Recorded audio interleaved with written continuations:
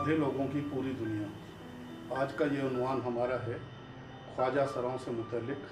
सिंध में ख्वाजा सराओं के हर छोटे बड़े शहर में मढ़ियाँ मौजूद हैं, जिनको आप उनका मरकज़ भी कह सकते हैं। उन दिनों में मीरपुर ख़ास में इदारा उम्मत की जानिब से कुछ फ़ीचर्स करने के लिए पहुंचा था। मुझे वहाँ के दोस्तों ने, भाई राशिद सलीम साहब और नुमाइंदा उम्मत इमदाद सिराज ने बताया कि यहाँ पे सबसे बड़ी मढ़ी मौजूद है, जहाँ ख्वाजा सराओं की तकरीबन 3 नस्लें गुजर चुकी हैं। मैंने उनसे कहा कि मुझे यार इस मढ़ी का दीदार करवाएं। वो लेके आए। जहाँ पे हम पहुँचे तो एक बहुत पुरानी स्टाइल की बिल्डिंग थी, जो बहुत खूबसूरत बनी हुई थी, जिसके ऊपर लिखा हुआ था फ़कीरों की मढ़ी, जादो फ़कीर और अल्लू फ़कीर। हमने दरवाज़ा खटखटाया। अंदर से एक दुबला पतला लड़का सा निकला और उसने बड़ी जारहाना अंदाज में, क्या है? अभी इमदाद सिराज ने थोड़ा सा विचारगी से और नरमी से बात करना शुरू की थी कि मैंने मामलात को अपने हाथ में ले लिया और उसे कहा कि तुम लो, मैं बात करता हूँ। मैंने उसे बताया कि हम इदारे से आए हैं, फ़लाँ जगह से आए हैं, मीडिया से ताल्लुक़ है हमारा और हम फ़कीरों से बात करना चाह रहे हैं। इतनी देर में अंदर से एक और ख्वाजा सरा निकल आए। उन्होंने कहा कि हम यहाँ अंदर किसी भी मर्द को आने की इजाज़त नहीं देते, इसलिए आप वापस चले जाएं। मैंने कहा आप अपने गुरु जी से बात करवा दें, अगर वो मना करते हैं तो हम चले जाएंगे। एक और फ़कीर ख्वाजा सरा अंदर से निकल आए, जो ज़रा सा सीनियर थे। उन्होंने बताया कि मुझसे बात कीजिए, क्या मामला है। मैंने उन्हें बताया कि हम गुरुजी से मिलना चाह रहे हैं और आपकी ये जो मढ़ी इतनी पुरानी, इतनी कदीम है, इस पर हम कोई फ़ीचर या अखबार में। उन्होंने कहा नहीं, हम अखबार या टीवी पर नहीं आना चाहते, हम फ़कीर लोग हैं, हमसे आपका क्या ताल्लुक। मैंने कहा आप गुरुजी से बात तो कर लें।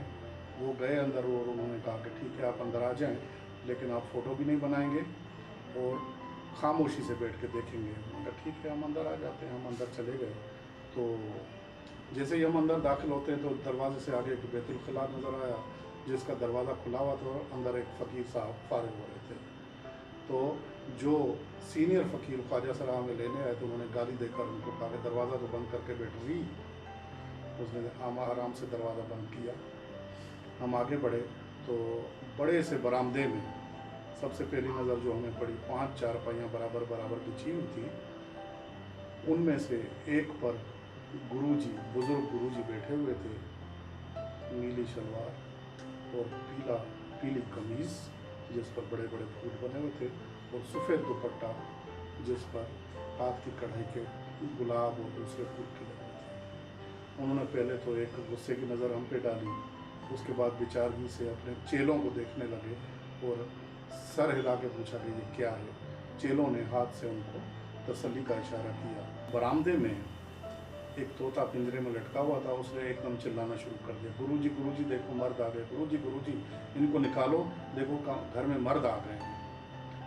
मैंने अपने दोस्त इमदाद सिराज को देखा और कहा कि चलो शुक्र है तुम्हें सर्टिफिकेट तो मिल गया।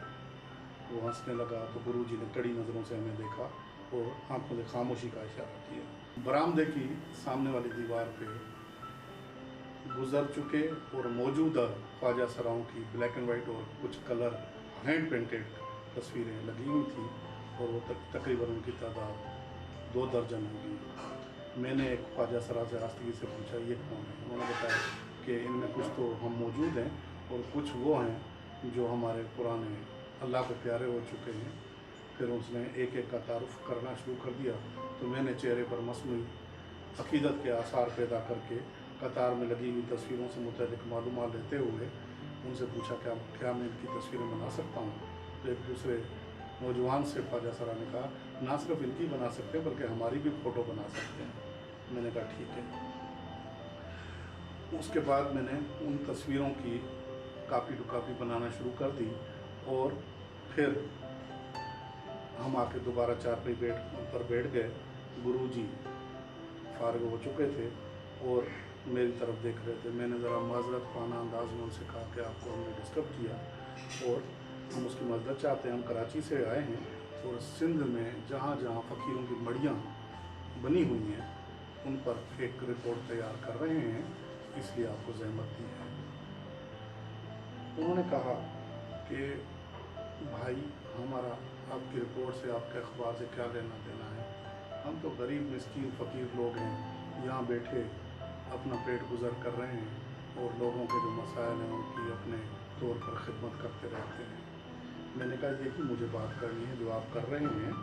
अब ये मुझे बताइए कि वो जो मड़ी के सामने बाहर लिखा हुआ है जादो फ़कीर और अलू फ़कीर की मड़ी, ये जादो फ़कीर और अलू फ़कीर कौन थे? उन्होंने कहा था कि ये मड़ी के मालकान थे जो अब गुजर गए हैं। लेकिन एकदम गुरु ने कहा कि तेरे मुंह में खाक, मैं तो अभी चंगी भली तेरे सामने बैठी हूँ, मुझे भी तूने मार दिया। एकदम वो माजरत करके ख्वाजा सरा उसके पैरों में लिपट गई तो कहेंगे गुरुजी माफ़ी दे दो, माफ़ी दे दो, मुझे गलती हो गई। पता चला कि गुरुजी जो हैं वो अलू फ़कीर हैं, जिनका नाम भी बड़ी के बाहर लिखा हुआ है। मैंने पूछा कि उस पर हाजी लाल बख्श भी तो लिखा हुआ है, तो उन्होंने कहा कि तुम ज़्यादा सवाल जवाब मत करो भाई, मैं तुम्हें पूरा शुजरा सुना देती हूँ। मैं इस मड़ी के इंचार्ज हूँ। इस पर फिर गुरु ने उसकी बात काटी और कहा कि तू चुप कर, मैं सुनाती हूँ। उन्होंने कहा गुरुजी आप ये दुआ लेने वाली औरतों को फारिग कर दो, बेचारी सुबह से बैठी हुई है, मैं इसको बता देती हूँ। गुरु ने ज़रा नागवारी से अस्पात में सर हिलाया तो वो हलीमा फ़कीर थी जो वहाँ की इंचार्ज, वो शुरू हो गई। ये मढ़ी जादो फ़कीर की थी, उसका चेला फ़कीर बख्श फ़कीर बना, वो जादो फ़कीर के बाद गद्दी पर बैठा था। फिर बिल तरतीब हाजी पठानी फ़कीर, हाजी हसीना फ़कीर, हाजी मालवी फ़कीर, हाजी हूर फ़कीर, हाजी महनाज फ़कीर, सोनी फ़कीर और अब सबिया फ़कीर मैं आपके सामने हूँ, जिसे उसके माँ बाप ने हलीमा नाम रखा था। और आजकल मैं ये गद्दी संभालती हूँ। हमारे गुरु हमारे ये छप्पर छाँव बने हुए हैं, बाकी मड़ी का इंतज़ाम नहीं चला। अच्छा ये बताइए कि कोई भी गुरु या फ़कीर गद्दी पर कितना अर्सा बैठता है?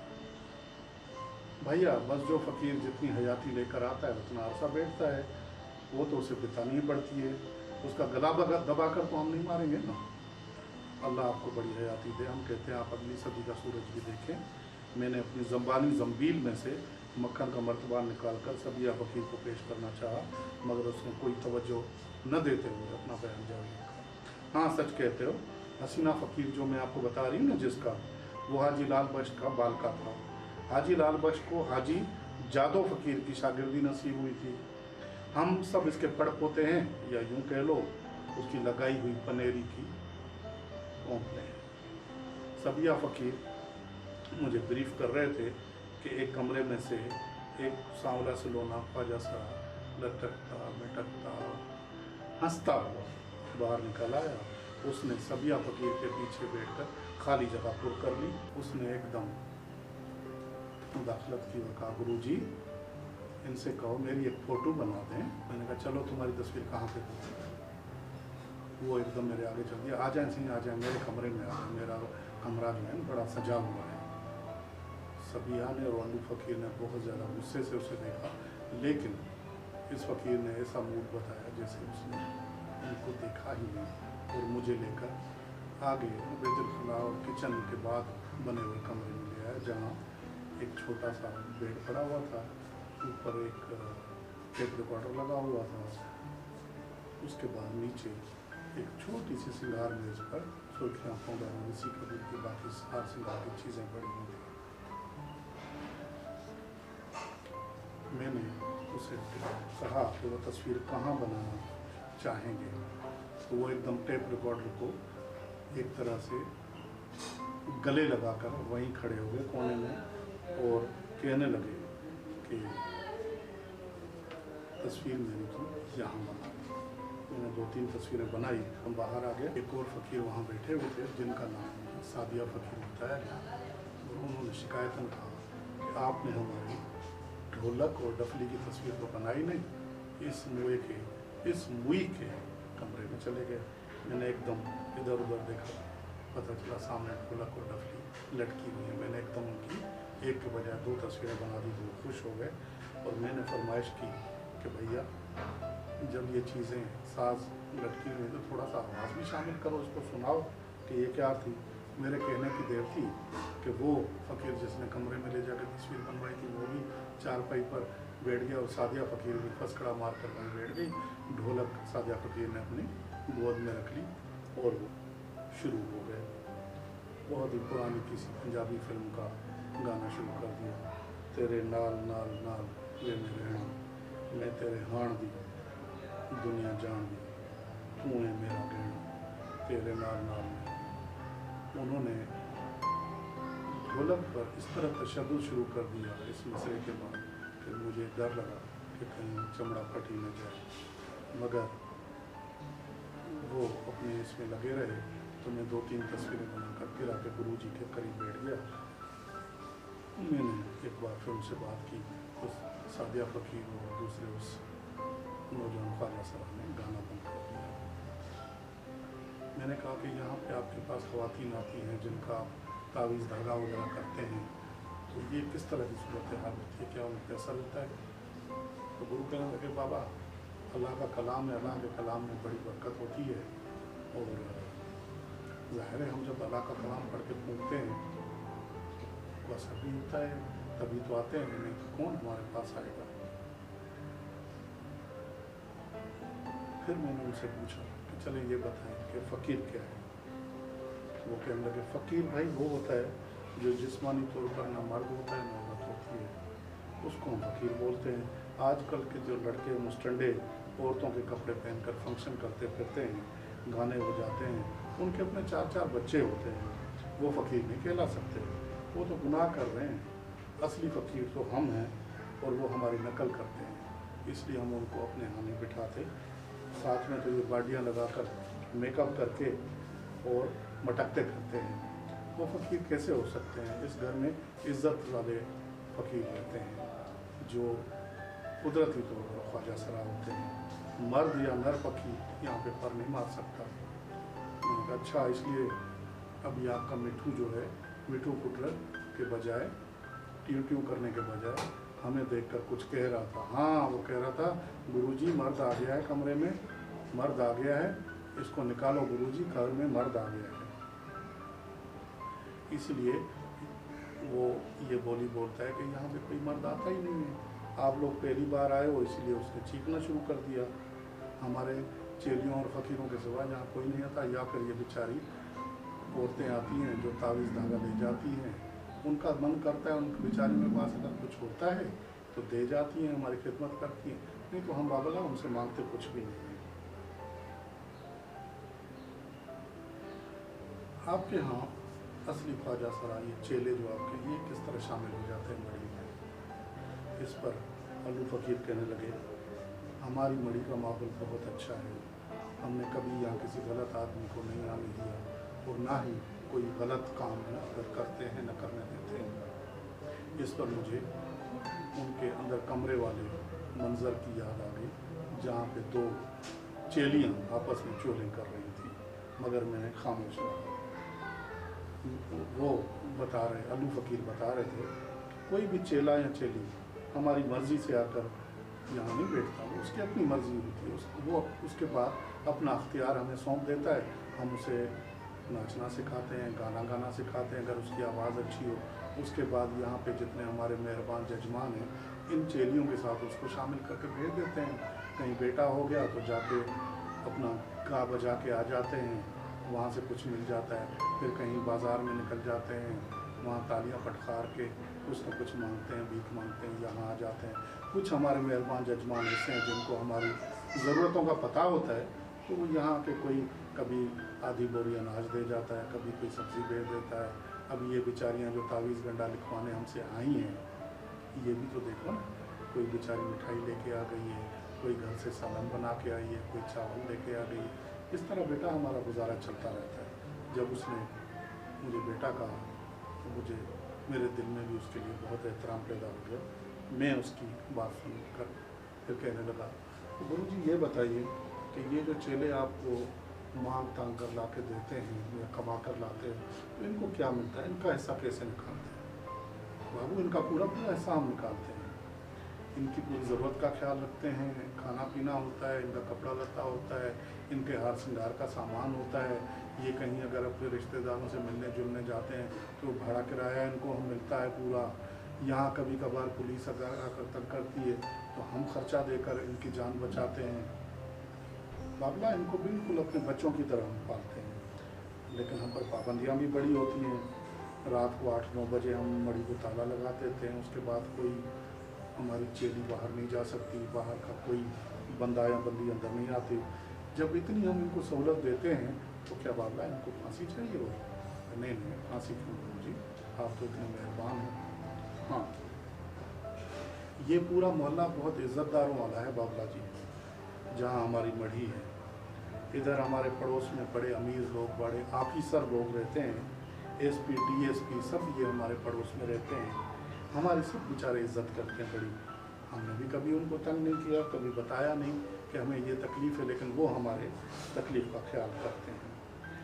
हम अपना जो मिलता है शुक्र करके रात को खा पी के सो जाते हैं। नमाज रोज़ा मातम हम सब करते हैं। आपने अभी जब हमारा शुजरा पूछा था हमारे फ़कीरों का और गुरुओं का, तो आपने सुना होगा सबके नामों में हाजी मिलता है। तो बाबला हम लोग हज भी करके आते हैं, अल्लाह का दरवाज़ा भी हमने देखा हुआ है, मक्का मदीना भी हमने देखा हुआ है।